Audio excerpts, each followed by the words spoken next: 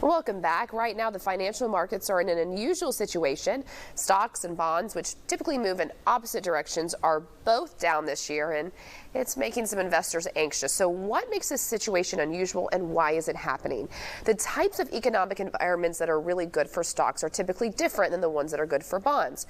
So when the economy is growing and interest rates are rising, it's usually a good environment for stocks. Since bond prices go down when interest rates go up, a hot economy doesn't usually favor bonds.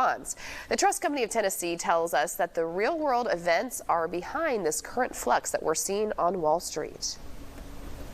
Right now, we're in a situation where the economy is still pretty good, which would usually be good for stocks, but there's a lot of uncertainty around the war in Ukraine and really high inflation. And so investors are just worried that the economy is going to slow down too much and too quickly.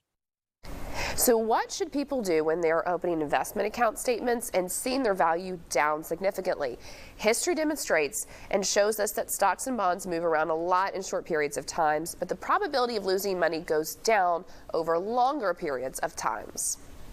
Investors should keep in mind that we are still in a strong economy with the strongest labor market in 50 years, maybe ever. Companies are still reporting strong earnings, and the consensus in the bond market is that yield increases are largely behind us. And though we can't predict the future, we do know that historically stock markets have always recovered losses, and bond performance has been positive over time as well. So the bottom line is it's important to keep this historical information in mind and just act in ways that don't create real losses instead of just paper losses. Although this time might feel scary to newer investors, it's important to remember not to panic. Remember to always talk with your financial advisor during those moments of uncertainty. If you don't have one, you can reach out to the Trust Company of Tennessee at thetrust.com.